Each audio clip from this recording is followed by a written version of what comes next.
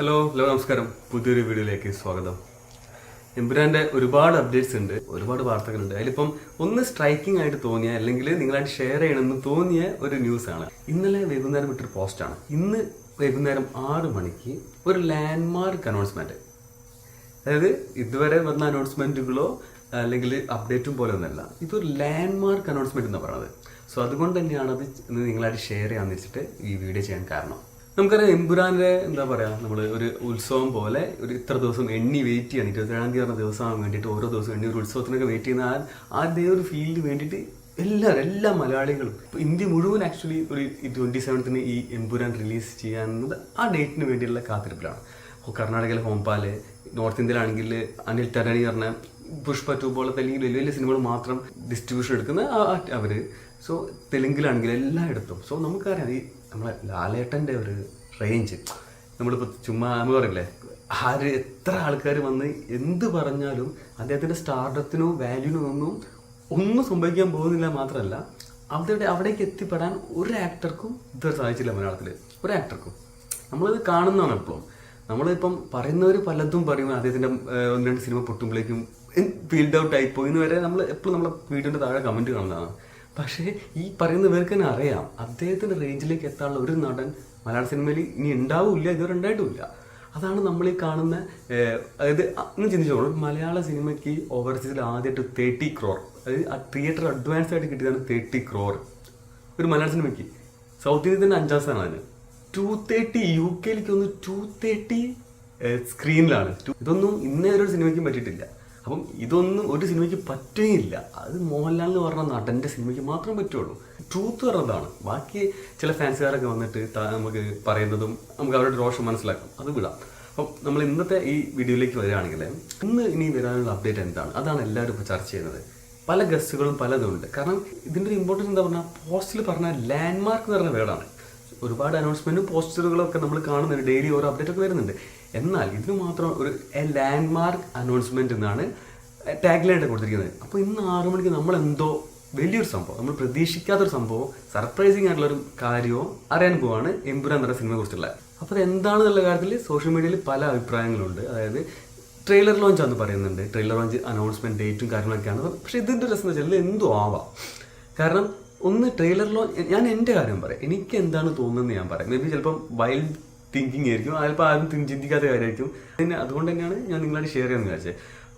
ഇതൊരു trailer launch ആവാം, trailer launch announcement ആയിട്ട് ആവാം. കാരണം നമ്മൾ പക്ഷേ എനിക്ക് അങ്ങനെ തോന്നാത്തതിൻ്റെ കാരണം, ട്രെയിലർ ഓൾറെഡി നമുക്കറിയാം. നമ്മളിപ്പം ഒഫീഷ്യലി അറിയില്ലെങ്കിലും റൂമേഴ്സ് നമുക്കറിയാം. 20ാം തീയതി ട്രെയിലർ ലോഞ്ച് ഇവൻ്റ് ഉണ്ട്, ഒരുപാട് കാര്യം നമുക്ക് അറിയുന്ന കാര്യം. അപ്പോൾ ട്രെയിലർ ലോഞ്ച് ആണെന്ന് പറഞ്ഞ ഒരു പോസ്റ്റ് ഇടുകയാണെങ്കിൽ നമുക്കത് സർപ്രൈസിങ് ആയിട്ട് അതിലൊന്നുമില്ല. അതിനൊരു ലാൻഡ്മാർക്ക് അനൗൺസ്മെന്റ് എന്ന് പറഞ്ഞിട്ട് കൊടുക്കേണ്ട ആവശ്യമുണ്ടോ എന്നാണ് എൻ്റെ ഒരു സംശയം. ഇതൊരു ട്രെയിലർ ലോഞ്ച് ആണ് ഇന്ന് 6 മണിക്ക് വരാൻ പോകുന്നതെങ്കിൽ ലാൻഡ്മാർക്ക് അനൗൺസ്മെന്റ് പറഞ്ഞുകൊണ്ട് തന്നെ അതിൽ ഇങ്ങനെ നമുക്ക് അർത്ഥമാകാം. അതായത് നമ്മൾ ഇന്നേ വരെ ഒരു മലയാള സിനിമയ്ക്ക് പറ്റാത്തൊരു കാര്യം എന്ന് പറയാം, ഇന്നേ വരെ ഒരു മലയാള സിനിമയിൽ നടക്കാത്തൊരു കാര്യം. അതിപ്പോൾ ഏതൊരു രീതിയിലാവാം. അതിപ്പോൾ ഒരു ബിസിനസ് വൈസ് ആവാം. ഞാൻ പറഞ്ഞ പോസിബിലിറ്റീസ് ആണ്. ലാൻഡ്മാർക്ക് അനൗൺസ്മെന്റ് പറയുമ്പോൾ എന്തും ആവാം. കാരണം ഒരു ലാൻഡ്മാർക്ക് അനൗൺസ്മെന്റ് ആകുമ്പം ട്രെയിലർ ലോഞ്ച് ഒരു ലാൻഡ്മാർക്ക് അനൗൺസ്മെന്റ് എനിക്ക് തോന്നുന്നില്ല. Something which is never happen. Like മലയാള സിനിമയിൽ അല്ലെങ്കിൽ ഒരു ആക്ടർക്ക് അല്ലെങ്കിൽ ഒരു സിനിമയ്ക്ക് ഒരു ഇൻഡസ്ട്രിക്ക് ഇതുവരെ സംഭവിക്കാത്ത എന്തോ ഒരു കാര്യം സംഭവിച്ചിട്ടുണ്ട്. അത് നമ്മളായിട്ട് ഷെയർ ചെയ്യാമെന്നാണ് ഞാൻ വിശ്വസിക്കുന്നത്. So I'm expecting something big. ഞാൻ വേറെ എന്തോ വലിയ സംഭവമായിട്ടാണ് ഇതിനെ കാണുന്നത്. ഇപ്പം എൻ്റെ മാത്രം ചിന്തയാണെന്ന് എനിക്കറിയില്ല. അതാണ് എനിക്ക് ആദ്യം പറയാനുള്ളത്. പിന്നെ പറയാനുള്ളത്, ഇത് അനൗൺസ് ചെയ്തുകൊണ്ടിട്ട പോസ്റ്റ്, ആ പോസ്റ്റിലെ പിക്ചർ, അതായത് ഒരു തോക്കും പിടിച്ച് നിൽക്കുന്ന 2 കൈകൾ മാത്രം. ഇതാണ് ഞാൻ പറഞ്ഞ നേരത്തെ ഇതിൻ്റെ വൈൽഡ് ഗസ് ആയിരിക്കും അത്. പക്ഷെ ഞാൻ ചിന്തിക്കുന്നത്, ഈ കോട്ടും ഈ റിങ്ങും കാണുമ്പോൾ അതിലേക്ക് എബ്രാം ഖുറേഷിന് വരെ ആ ഗണ്ണിൽ ഉണ്ടെന്ന് തോന്നുന്നു. അത് ലൂസിഫറിന്റെ ക്ലൈമാക്സ് സീനിൽ അദ്ദേഹം ഉപയോഗിച്ച ആ ഗണ്ണ്. ഞാൻ ചിന്തിക്കുന്നത് വെച്ചാൽ, ഇപ്പം റീസെന്റ് വന്ന പല പോസ്റ്റുകളിലും പല അപ്ഡേറ്റുകളിലും ലാലേട്ടന്റെ ഫേസ് നമുക്ക് കാണാം. നിങ്ങൾ ശ്രദ്ധിച്ചാൽ മനസ്സിലായി, എല്ലാ പോസ്റ്ററിലും ലാലേട്ടനെ കാണിച്ചുകൊണ്ടാണ്. എബ്രാം ഖുറേഷി റിവീൽഡ് ആണ് ഓൾറെഡി. മുഖം കാണിച്ചുകൊണ്ട്, ലുക്ക് കാണിച്ചുകൊണ്ടുള്ള അപ്ഡേറ്റ് പോസ്റ്ററുകളാണ് ഇതുവരെ വന്നത്. പക്ഷെ എന്തുകൊണ്ടാണ് ഈ ഒരു പോസ്റ്റിൽ മാത്രം നാളെ ഈ ടൈമിൽ ഒരു അനൗൺസ്മെന്റ് ഉണ്ടെന്ന് പറഞ്ഞു വരുന്ന പോസ്റ്റിൽ എന്തുകൊണ്ട് ലാലേട്ടന്റെ ഫേസ് യൂസ് ചെയ്തില്ല ഞാൻ ചിന്തിക്കുകയാണ്. ഒന്നത്. പിന്നെ ഈ കൈകൾ, നിങ്ങൾ പലരും ശ്രദ്ധിച്ചിട്ടുണ്ടാവും. കാരണം ലാലേട്ടൻ്റെ കൈകളെ പറ്റി പലരും പറയുന്നുണ്ട്. ഞാൻ പലപ്പോഴും ശ്രദ്ധിക്കുന്ന കാര്യമാണ്, ലാലേട്ടൻ്റെ സിനിമകളിൽ ഭയങ്കര ബ്യൂട്ടിഫുൾ ആയ ഫിംഗേഴ്സ്, അതായത് കൈകളൊക്കെ ഭയങ്കര രസമല്ല ലാലേട്ടൻ്റെ കൈകൾ കാണാൻ. അത് പലർക്കും അത് അറിയാൻ തോന്നും, കാരണം പലരും ശ്രദ്ധിച്ചിട്ടുണ്ടാവും. അപ്പോൾ ഈ കൈകൾ കണ്ടിട്ട് എനിക്ക് ലാലേട്ടൻ്റെ കൈകളായിട്ട് തോന്നുന്നില്ല. മേ ബി ഞാൻ റോങ് ആയിരിക്കും, എനിക്കറിയില്ല, ഞാൻ may be I M wrong. But നിങ്ങൾക്ക് എന്താ തോന്നുന്നത്? കാരണം ഇതെനിക്ക് ലാലേട്ടൻ്റെ കൈകളായിട്ട് തോന്നുന്നില്ല.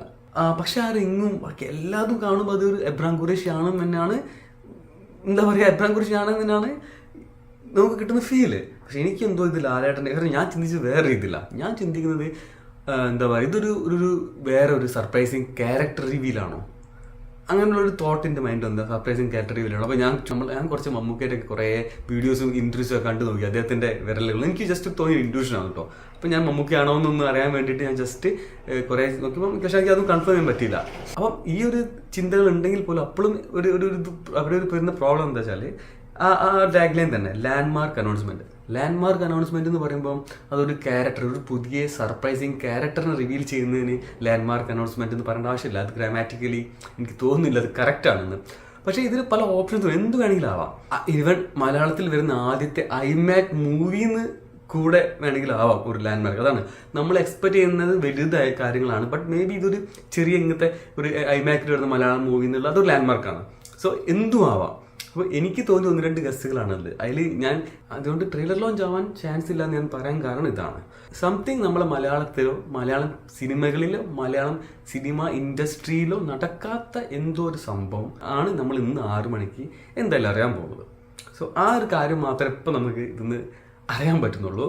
സോ നിങ്ങൾക്ക് തോന്നുന്ന കാര്യം നിങ്ങൾ കമൻ്റ് ആയിട്ട് അറിയിക്കുക. അടുത്ത വീഡിയോയിൽ വീണ്ടും കാണാം. ബൈ.